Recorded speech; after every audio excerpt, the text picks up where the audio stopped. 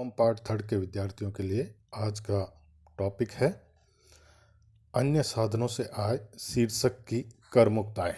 प्रिय विद्यार्थियों, अभी तक हमने अन्य साधनों से कर योग्य आय के बारे में अध्ययन किया था। इससे आगे बढ़ते हुए आज हम exempted income from other sources had यानी अन्य साधनों से आय शीर्षक की कर मुक्त आय के बारे में अध्ययन करेंगे। तो निम्नांकित आय जो अन्य साधनों से आय शीर्षक से संबंधित है, किंतु आयकर अधिनियम ने इन्हें कर मुक्त कर दिया है। तो ये ऐसी आय हैं जो कि अन्य साधनों से जो शीर्षक है उससे रिलेटेड हैं, लेकिन इनकम टैक्स एक्ट में इन्हें टैक्स एग्जम्प्टेड इनकम जो है करार दिया है। तो इसमें कौन कौन सी आय जो हैं सम्मिलित हैं वो निम्न प्रकार से हैं। नंबर 1, वेतन से संबंधित आय जो है, जिसमें पहला है संसद, विधानसभा और इनकी समितियों के सदस्यों को प्राप्त दैनिक भत्ता, जो कि हमारे इसी सोर्स के अंतर्गत आता था, इसी शीर्षक में आता था। ये जो है कर मुक्त है। दूसरा, member of parliament constituency allowances rules 1986 के अंतर्गत संसद के सदस्यों को प्राप्त अन्य भत्ते चाहे किसी भी नाम से प्रदान किए जाएं, कर मुक्त है। चौथा है वीरता पुरस्कार प्राप्त व्यक्ति के परिवार के किसी सदस्य को पारिवारिक पेंशन मिलती है तो ऐसी पेंशन की राशि कर मुक्त होगी। वीरता पुरस्कार जैसे परमवीर चक्र है, महावीर चक्र है, इस प्रकार के जो वीरता पुरस्कार है उनके परिवार के किसी सदस्यों को पारिवारिक पेंशन मिलती है तो वो पेंशन कर मुक्त होगी। सशस्त्र सेना और पैरामिलिट्री के जवानों की ऑपरेशन कार्य यानी दंगे, फसाद, अपहरण, आक्रमण, सीमा पर युद्ध, प्राकृतिक विपदाओं, आतंकवाद आदि के दौरान अगर मृत्यु होने पर उसके परिवार के किसी व्यक्ति को पेंशन मिलती है तो ऐसी पेंशन पूर्णतः कर मुक्त होगी। केंद्र सरकार, राज्य सरकार व स्थानीय सत्ता के कर्मचारी की यदि सेवा के दौरान मृत्यु हो जाती है और मृत्यु पर नियोक्ता के द्वारा विधवा या कानूनी उत्तराधिकारी को कोई राशि दी जाती है तो ऐसी राशि कर मुक्त होगी। इसके बाद पूंजीगत प्राप्तियां, ये जो थी वेतन शीर्षक से संबंधित आय थी, वेतन से संबंधित आय थी। अब पूंजीगत प्राप्तियां कि जीवन बीमा पॉलिसी से प्राप्त राशि। सामान्यतः जीवन बीमा निगम की विभिन्न योजनाओं में अवधि समाप्ति पर अथवा परिपक्वता पर प्राप्त राशि बोनस सहित कर मुक्त होती है।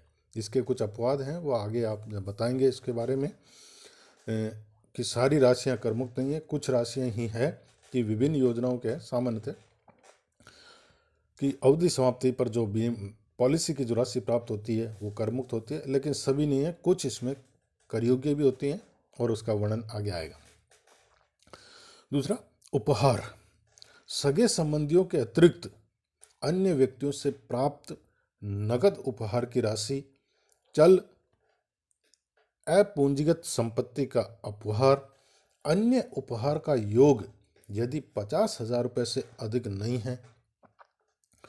दूसरा, रिश्तेदार से उपहार, हिंदू अविभाजित परिवार को अपने सदस्यों से प्राप्त उपहार, ये उपहार कर मुक्त हैं, इनको आप ध्यान रखें।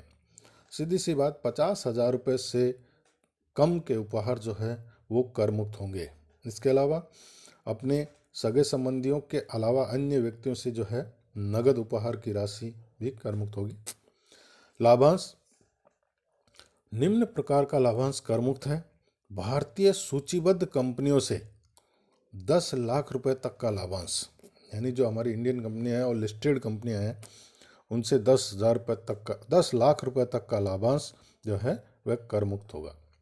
कर निधान वर्ष 2019-20 से धारा 222(e) में वर्णित माना गया लाभांश बिना किसी सीमा के कर मुक्त है।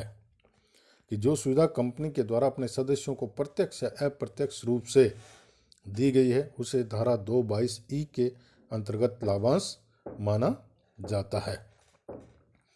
भारतीय यूनिट ट्रस्ट तथा पारस्परिक कोष के प्रशासक द्वारा यूनिट धारियों को किया गया आय का वितरण, यह भी कर मुक्त है। कंपनी द्वारा अपने अंशों की पुनः खरीद पर अंशधारियों को किया गया लाभों का भुगतान और लाभांश के स्थान पर बोनस अंशों का निर्गमन, ये लाभांश के अंतर्गत जो है कर मुक्त माने गए हैं। ब्याज, निम्नलिखित प्रकार का ब्याज आयकर से मुक्त है। इसमें जैसे सार्वजनिक भविष्य निधि यानी पब्लिक प्रोविडेंट फंड में जमा राशि की निकासी एवं उस पर ब्याज पूर्णतः कर मुक्त है। ध्यान रखें, पब्लिक प्रोविडेंट फंड यानी पीपीएफ में जमा कराने पर भी कर मुक्त है और जमा राशि निकाली जाए वह भी कर मुक्ति है और उस पर जो ब्याज मिलता है वह भी कर मुक्त है। दूसरा, सुकन्या समृद्धि खाते से प्राप्त ब्याज। सुकन्या समृद्धि खाते अभी खोले गए हैं पोस्ट ऑफिस में के अंतर्गत, तो इनसे जो ब्याज प्राप्त होता वह ब्याज भी कर मुक्त होता है। क्षतिपूर्ति या बढ़ी हुई क्षतिपूर्ति पर प्राप्त होने वाले ब्याज केवल 50% ही कर मुक्त है। क्षतिपूर्ति, अगर हमें किसी भी प्रकार की कोई कंपनसेशन क्षतिपूर्ति अगर मिलती है या बढ़ी हुई क्षतिपूर्ति प्राप्त होती है तो इस संबंध में जो ब्याज मिलता है वो ब्याज केवल 50% ही कर मुक्त है। पोस्ट ऑफिस से प्राप्त ब्याज, इसको आगे समझाया गया है। पोस्ट ऑफिस से जो प्राप्त ब्याज है काफ़ी सीमा तक कर मुक्त है, लेकिन उसकी एक निश्चित सीमाएं हैं, उनके अंतर्गत ही वह कर मुक्त है। इसको हम आगे ब्याज का जो टॉपिक आएगा इसी के अंतर्गत उस जहाँ विस्तार से उल्लेख किया गया है वो भी हम पढ़ेंगे। इसी प्रकार विशेष प्रकार की सरकारी प्रतिभूतियों से प्राप्त ब्याज भी आगे वर्णन पूरा अच्छा वर्णन किया गया है पूरा, तो उस समय हम इसको विस्तार से अध्ययन करेंगे। अन्य में जैसे शिक्षा हेतु प्राप्त छात्रवृत्तियाँ, केंद्रीय या राज्य सरकार द्वारा प्रदान किया गया कोई वीरता पुरस्कार, केंद्रीय या राज्य सरकार द्वारा प्रदान किया गया ऐसा पुरस्कार जो गरीब, कमजोर और बीमार व्यक्तियों की पीड़ा को कम करने या उसकी सेवा करने के लिए जारी किया गया हो, कर मुक्त होगा। यदि किसी नाबालिग बच्चे की आय उसके माता पिता की आय में धारा 64(1) के अंतर्गत सम्मिलित की गई है तो ऐसे प्रत्येक बच्चे की सम्मिलित आय या 1500 रुपये, 1500 रुपये जो दोनों में से कम होगी वह कर मुक्त होगी। ये पहले भी आ चुका, हमारे इसके अंतर्गत आएगा आगे।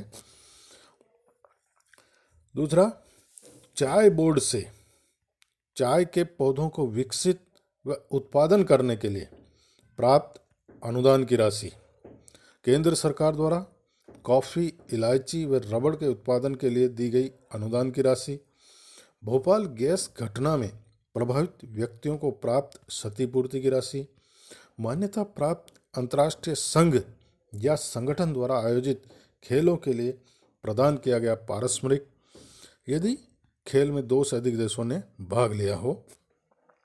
सिक्किम के व्यष्टियों, सिक्किम की ऐसी महिलाओं को छोड़कर जिसने किसी असिक्किमी से शादी की है उसकी निम्न आय जो है, जैसे सिक्किम राज्य में अर्जित की गई समस्त आय, शेष अन्य आयों से लाभांश प्रतिभूतियों पर ब्याज जो है वह कर मुक्त है।